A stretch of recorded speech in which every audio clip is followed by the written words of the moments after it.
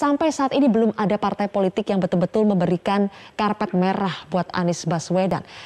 Tentang permasalahan pembicaraan dengan partai politik ya. Momentumnya kan belum pada saat itu. Kita ketahui untuk partai politik menyatakan dukungan pada suatu calon itu biasanya kalau kita belajar dari masa-masa lalu ya. Penentuan itu biasanya 1-2 minggu menjelang pendaftaran calon presiden. Bahkan dalam kasus Jokowi Kiai Ma'ruf misalkan, itu hanya 1-2 jam menjelang pendaftaran, kan seperti itu. Dan orangnya terbatas, hanya mereka para elit politik. Saya ibaratkan, bukan kemudian kita tidak paham itu, apa yang disampaikan oleh Mas Adi tadi ya, ibarat kita mau menulis bumi, abjad kita itu baru sampai huruf M. Sampai kapan tuh? Karena kita belum punyai.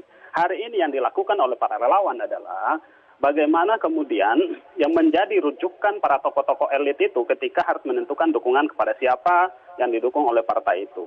Ya, dari berbagai teori dan kita belajar dari pengalaman-pengalaman masa lalu Indonesia dalam menentukan pemilu calon pemimpin itu kan berdasar pada hasil popularitas dan elektabilitas.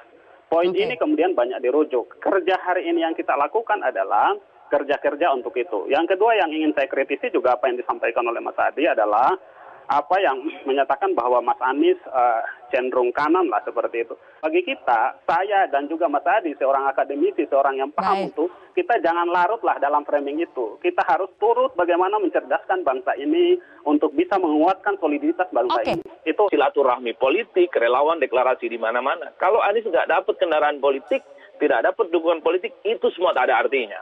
Nah Mas Laude, boleh silakan. Satu, Pak Anies hari ini memang tidak berpartai, tidak aktif ke suatu partai pun. Bagi saya ini poin penting, poin yang cukup sangat bagus. Beberapa kali saya menyatakan ini asiknya. Asik kenapa? Karena beliau bisa berhubungan dengan siapapun, dengan partai manapun. Terbuka ruang dan waktu yang begitu lebar bagi Pak Anies untuk bisa berkomunikasi, lalu kemudian menjalin keakraban-keakraban. Insya Allah kemudian bisa terwujud kedekatan sehingga mudah-mudahan kalau kita belajar dari yang selama ini terjadi bahwa rujukannya itu adalah faktor popularitas dan elektabilitas, mudah-mudahan Pak Anies mendapat dukungan.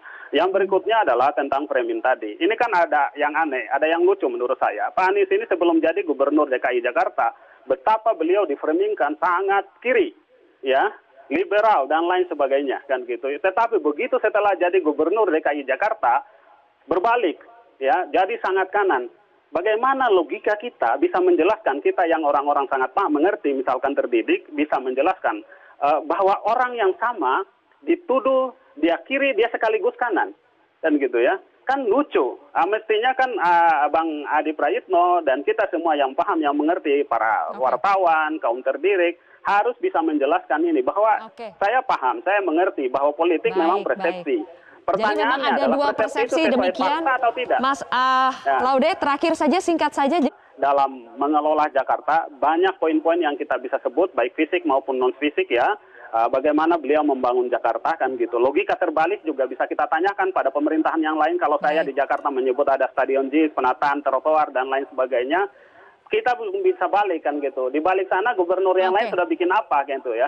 Seperti itu. Jadi poin-poin itu yang kemudian kita sampaikan kepada masyarakat, bagi saya itu jauh lebih penting untuk meningkatkan keterkenalan Pak Anies di mata masyarakat.